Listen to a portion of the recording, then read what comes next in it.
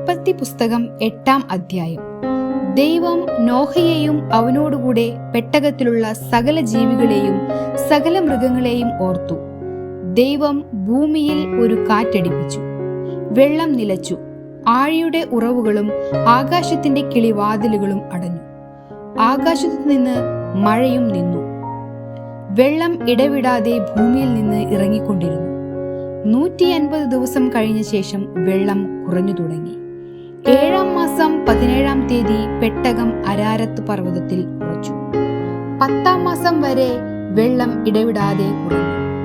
10-ാം മാസം 1-ാം തീയതി പർവ്വത ശിഖരങ്ങൾ കാണായി. 40 ദിവസം കഴിഞ്ഞ ശേഷം നോഹ താൻ പെട്ടകത്തിനെ ഉണ്ടാക്കിയിരുന്ന കിളിവാതിൽ തുറന്നു. അവൻ ഒരു മലങ്കാക്കയെ പുറത്തുവിട്ടു. അത് പുറപ്പെട്ട് ഭൂമിയിൽ വെള്ളം വറ്റിപ്പോയതുവരെ പോയും വന്നും കൊണ്ടിരുന്നു. ഭൂമിയിൽ വെള്ളം കുറഞ്ഞുവോ എന്ന് അറിയേണ്ടതിന് അവനൊരു പ്രാവിനെയും തന്റെ അടുക്കൽ നിന്ന് പുറത്തുവിട്ടു. എന്നാൽ സർവ്വഭൂമിയിലും വെള്ളം കിടക്കൊണ്ട് പ്രാവ് കാൽവെപ്പാൻ സ്ഥലം കാണാതെ അവന്റെ അടുക്കൽ പെട്ടകത്തിലേക്ക് മടങ്ങി വന്നു. അവൻ കൈ നീട്ടി അതിനെ പിടിച്ചു തന്റെ അടുക്കൽ പെട്ടകത്തിലാക്കി. 7 ദിവസം കഴിഞ്ഞിട്ട് അവൻ വീണ്ടും ആ പ്രാവിനെ പെട്ടകത്തിൽ നിന്ന് പുറത്തുവിട്ടു. പ്രാവ് വൈകുന്നേരത്ത് അവന്റെ അടുക്കൽ വന്നു. അതിന്റെ വായിൽ അതാ ഒരു പച്ച ഒലിവില. അതിനാൽ ഭൂമിയിൽ വെള്ളം കുറഞ്ഞു എന്ന് നോഹ അറിഞ്ഞു. പിന്നെയും 7 ദിവസം കഴിഞ്ഞിട്ട് അവൻ ആ പ്രാവിനെ പുറത്തുവിട്ടു.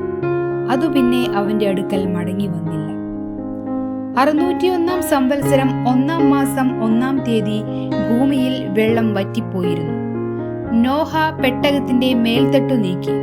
ഭൂതലം ഉണങ്ങിയിരിക്കുന്നു എന്ന് കണ്ടു. 2-ാം മാസം 27-ാം തീയതി ഭൂമി ഉണങ്ങിയിരുന്നു.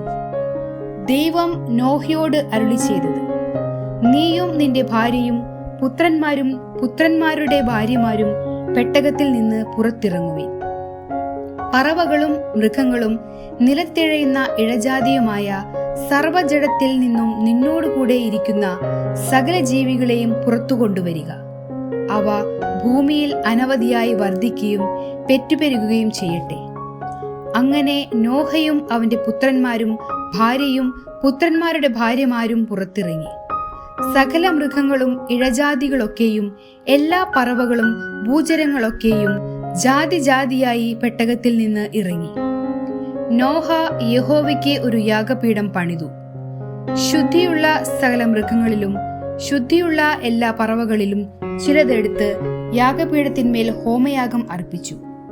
യഹോവ സൗരഭ്യവാസന മണത്തപ്പോൾ യഹോവ തന്റെ ഹൃദയത്തിൽ അരുളി ചെയ്തത്: ഞാൻ മനുഷ്യൻ നിമിത്തം ഇനി ഭൂമിയെ ശപിക്കയില്ല.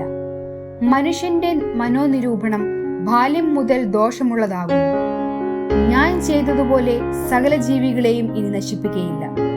ഭൂമിയുള്ള കാലത്തോളം വിതയും കൊയ്ത്തും ശീതവും ഉഷ്ണവും വേനലും വർഷവും രാവും പകലും നിന്നുപോകുകയില്ല.